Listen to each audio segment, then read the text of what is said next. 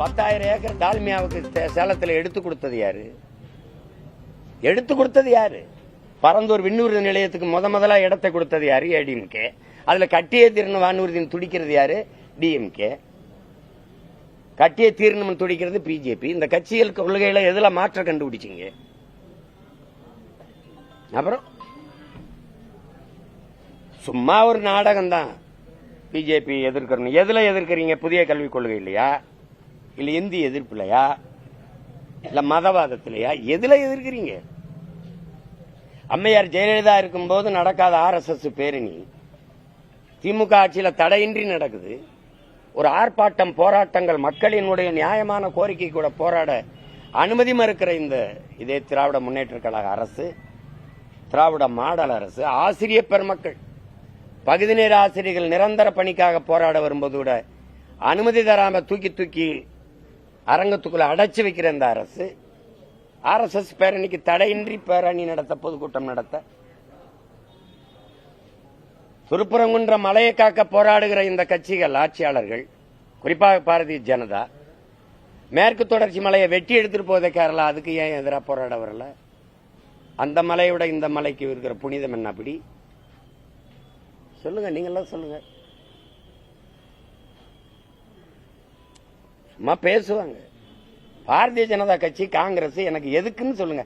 இதுக்காக காங்கிரஸ் இருக்கணுங்க, இதுக்காக பிஜேபி இருக்கணும்னு. இந்திய ஒற்றுமை, அதுக்கா இந்திய ஒற்றுமை, தேசிய ஒருமைப்பாடு, இறையாண்மை பேசுற காங்கிரசும் பாரதிய ஜனதாவும் இந்திய கட்சிகள். கர்நாடகா என்று வரும்போது கர்நாடக மாநில கட்சியா இந்திய கட்சியா? யாராவது சொல்லுங்க. என்னுடைய பேட்டியை கேட்டுக்கிட்டு இருக்க பொதுமக்கள் சொல்லுங்க, அறிவார்ந்த மக்கள் சொல்லுங்க. சொல்லுங்க.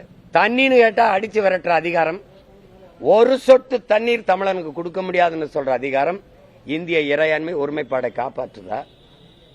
என்னோட பழுப்பு நிலக்கரி, என் நிலத்தின் வளம் எல்லாம் இருக்கும் போது, என் நிலத்தில் இருக்கிற அணுவுலையில் இருந்து மின்சாரம் எல்லாம் இருக்கும் போது, அணுவுல வெடிச்சா சாவு எனக்கு, பயன் எல்லாம் இருக்கும். என் நிலத்தில் தோண்டி எடுக்கப்படுற எரிகாற்று, பயோகேஸ், மீத்தேன், ஈத்தேன் எல்லாம் இருக்கும். என் நிலத்தின் வளம் எல்லாருக்கும் பொதுவா இருக்கு, நரிமணம், பெட்ரோல் எல்லாம் இருக்கும். ஆனா அவனவன் வளம் அவனவனுக்கு.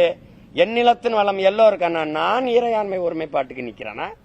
இந்த கட்சிகள், ஆட்சிகள், இந்த மாநிலம் நிக்குதா? யார்கிட்ட பதில் இருக்குதுக்கு? யார்கிட்ட பதில் இருக்கு? என் மொழி சிதைஞ்சு அழிஞ்சு போச்சு. எங்களுடைய இறைவன், எங்களுடைய கோயில், எங்களுடைய இறைவன் முருகன், சிவன், மாயூன், அதாவது பெருமாள். இந்த கோயில்களிலே தமிழ்ல வழிபாடு இல்லையே. திருமாலை பாடிய ஆண்டாள் கோயிலேயே, திருவில்லிபுத்தூர்லயே ஆண்டாள் கோயிலேயே தமிழ்ல அவ பாசுரத்தே பாடுறது இல்லையே. தமிழில் பெருமாளை பாடிய ஆண்டாள் கோயிலேயே ஆண்டாளுடைய பாசுரங்களை பாடுவதில்லை. இதுக்கு பிஜேபி பேசுமா?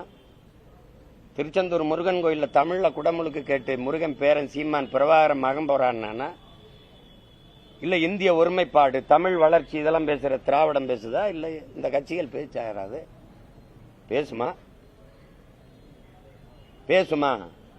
13 லட்சம் பேர் தேர்வு தமிழ்நாடு தேர்வாணையத்தில் எழுதிட்டு வெளியில் நிக்கிறான். யார் வேண்டாலும் வந்து தமிழ்நாட்டு தேர்வாணையத்தில் தமிழ்நாட்டு வேலை வாய்ப்புக்கு தேர்வு எழுதலாம்ங்கிறத கொண்டு வந்த பெருமக்கள் யாரு? அப்படி நான் மகாராஷ்டிரா எழுத முடியுமா? பீகார், குஜராத்தில் எழுத முடியுமா? இல்ல கர்நாடகா, கேரளா, ஆந்திராவில் எழுத முடியுமா? வாய்ப்பு இருக்க?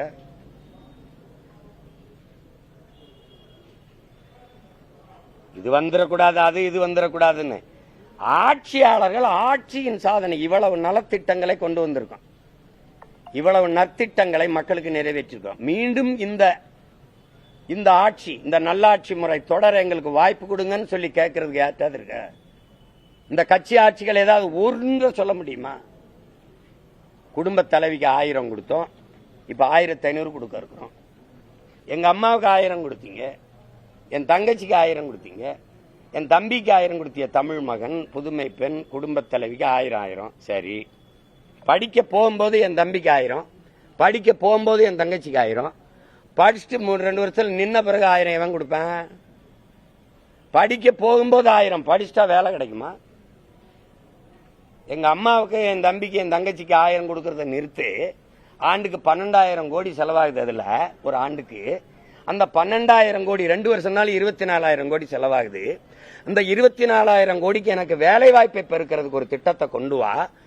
படிச்சுட்டு வெளியில் நிக்கிற எனக்கு வேலை கொடு. நான் என் ஆத்தாளுக்கு 1000, என் தங்கச்சிக்கு 1000, என் தம்பிக்கு 1000 நான் கொடுக்குறேன்.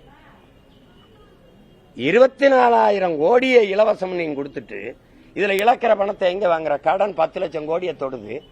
வட்டி மட்டுமே 60,000 கோடி கட்டுறோம். இதெல்லாம் பதில் இருக்கா?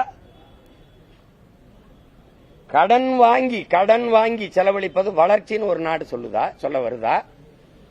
தடையற்ற மின்சாரம், தரமான போக்குவரத்து, பயணிக்க நல்ல பாதை, குடிக்க தூய நீர், படிக்க உயர்ந்த கல்வி, பார்க்க சிறந்த மருத்துவம் இந்த நாட்டில் இருக்கா?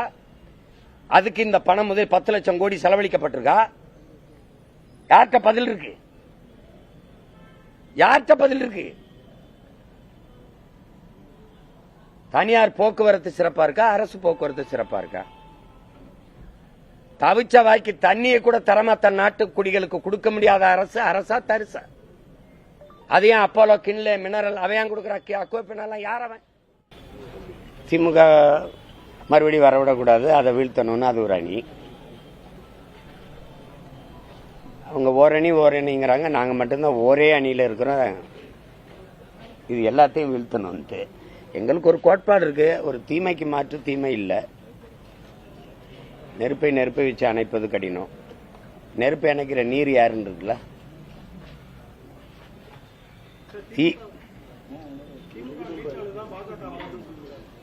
யாரு?